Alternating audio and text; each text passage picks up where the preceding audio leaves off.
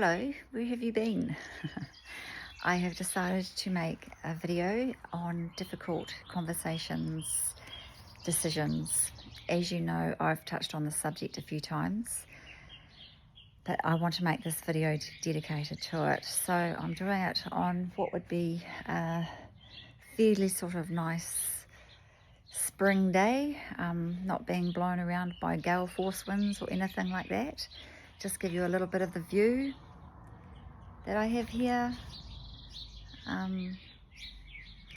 Yeah, so I'm going to be following a script, and just to help me get through this, I think this is episode 16, but who's counting? Anyway, difficult conversations, decisions, we've all had them, and goodness knows this journey, I thought I had been through so many beforehand in my life, but none of this compares. I think I handled this one initially a lot better than others. For example, I found out I couldn't have children, although my body was able to somehow psychologically, it wouldn't happen. And that sort of devastated me for 2 years, and I didn't take it very well. And I know that when I got diagnosed with this disease, I took it a lot better than I took that, and yet this disease, so, you're told you're going to die.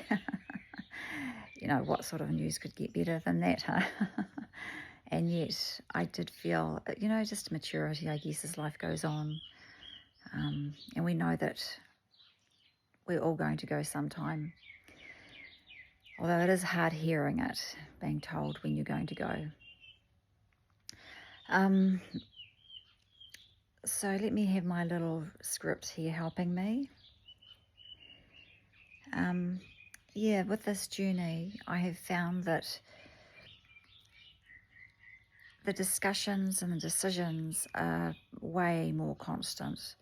I was diagnosed in October 22, and here I am talking to you in October 2025.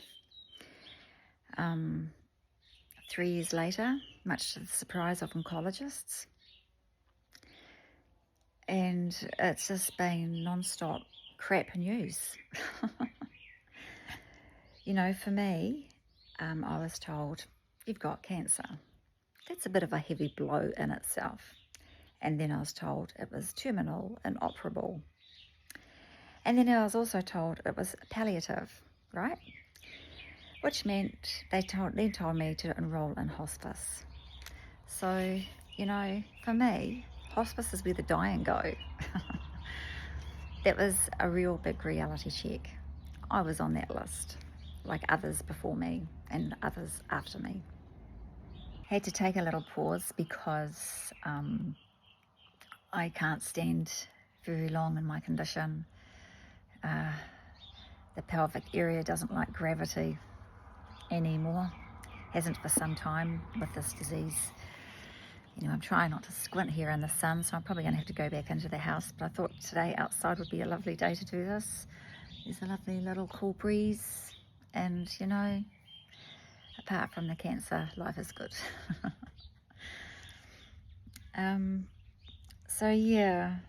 I considered doing alternative treatments, so I had all those decisions to make. One of them was really, really costly. As I said, I'll talk about that and how that road I went down. What I found really interesting is the road I've gone down, I wasn't sure how common it would be amongst other people, but the more I the more dramas I watch, actually, and I don't watch a lot of them, but I have watched a few where cancer's been brought into one of the actors, and the stories are the same. I thought I was a bit unique on my journey in terms of wanting to do, maybe write a book or do the alternative treatments. Not unique, of course, because obviously there are other people doing it with me. But just, just looking for an answer. So yeah, I had to make decisions around alternative treatments, and I did that. And then the decision around chemo and radiation. You know, for me, as I said, I've never been a big fan of the pharmaceutical industry, and I have my reasons for that. And I think I have explained that before. And with that, you know, the decision to do chemo was a really, really hard decision for me. It was really tough, but I did it. And then I did radiation. And then I haven't done really anything for 2 years. And I can remember telling you that my truth one day could differ another. Well, that time has come again. I've been challenged on that one.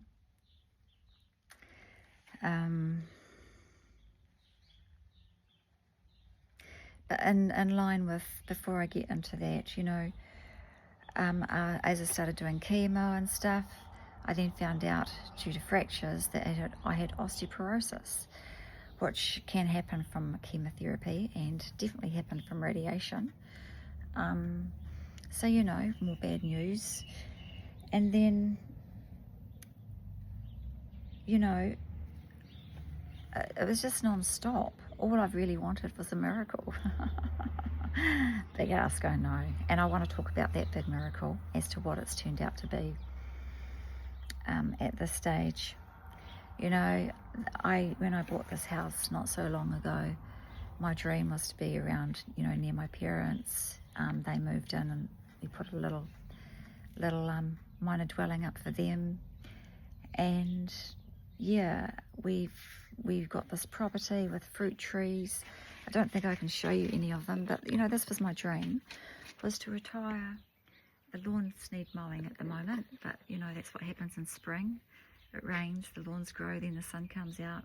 So you mow, then it rains, so the grass grows, then the sun comes out. You know, it's rinse, repeat cycle, or Groundhog Day, whatever you want to call it. But yeah, you know, my pussycats, decisions around how to let them go, you know, when to let them go. You know, none of this is fun stuff.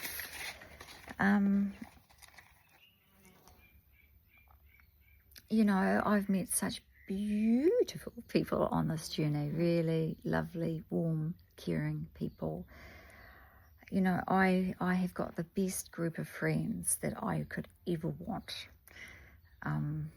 And I know I've told you this before, and I just feel so blessed. And now I have to give it up, you know, potentially, because it's not looking good anymore. And the blessing, though, there's always icing on the cake, you know. There's always a silver lining.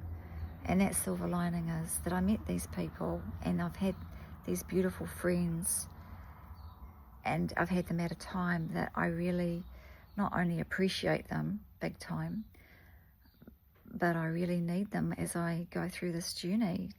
You know, I need the support. Right now, how am I coping? Not very good. That's why it's taken me a while I've been dealing with oncology. You know, I've had oncologist discussions, and I'm mentally fatigued around this disease. This disease is really getting a harder struggle for me now. It's just getting a little bit too hot outside. So I've decided to come into my conservatory that I put up just so I could enjoy, if my time was up, that I could enjoy being inside and outside without having to worry about all the duck poo that these ducks leave outside my house. Anyway, to carry on, where did I get up to? Yeah, so friends, you know, my loving parents, being able to spend quality time with them. What I do is not sure how much time, you know, I've got left. I go and now I'm getting into the habit of jumping onto the middle of their bed and lying between them, and we just lie there together, just chit-chatting away, and then I come back home again to get more comfortable. And then so they can snooze as well. But yeah, you know, the whole dream was to have them next door, so I could look after them. So another thing I've had to consider and say goodbye to, potentially. I know some of you might be thinking, oh, she's already given up. It's not a case of giving up, it's a case of being pragmatic, I guess. You know, I do want to live, I do want to be here. But because of, you know, when you die, it's not easy. You know, you have to have your will. You should have a will, you know, and you have to have your funeral sorted, because it's just leaving a mess behind for everybody else. You know, my parents are in their mid-80s. They've got enough to go through, having to consider saying goodbye to their daughter without the administrative headache that goes with someone passing.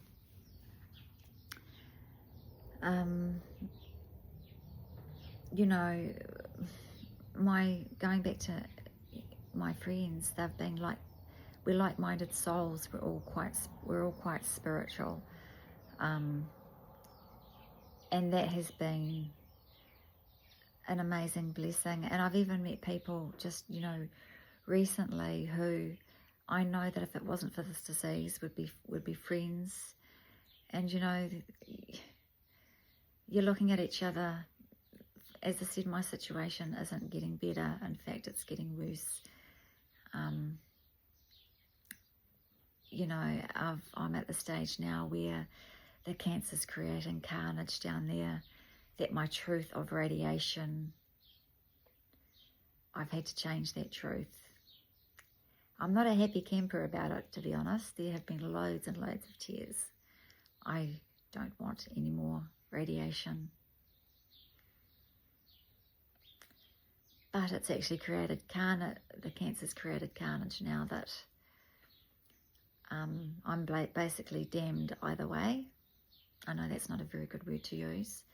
The oncologist said I'm caught between a rock and a hard place, and really my better option is now to do radiation. And I have to take their word for it, I guess.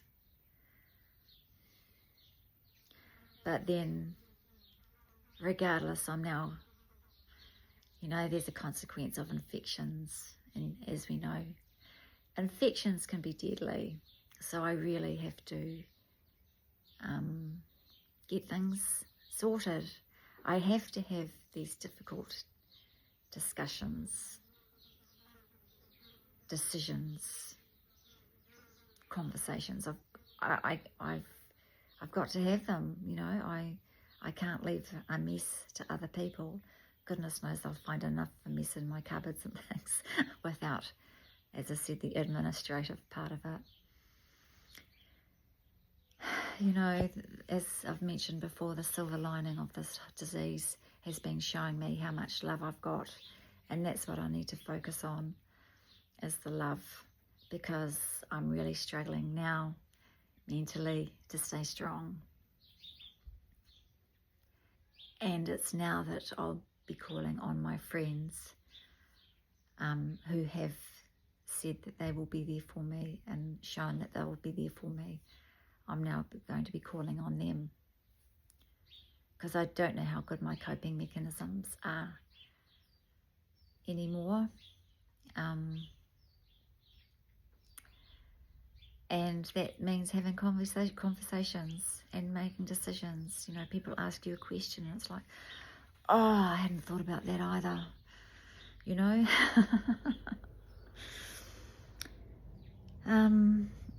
So yeah, the disease has progressed.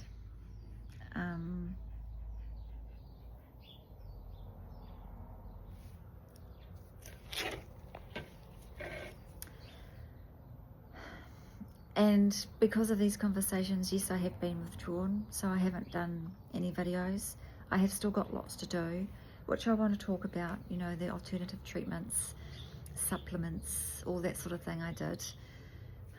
Don't know if I told you this, but my oncologist said to me on my last phone call, he was surprised. He and the radiology oncologist were both surprised that I was still here, given that I haven't had any treatment since October 23. There seems to be something magical about this date, October. The cancer journey is hard, without a doubt. It's hard.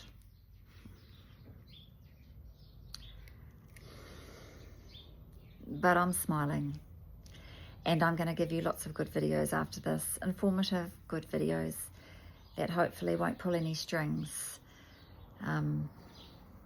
because I think we've had enough of the sad ones, and I think it's time to move on.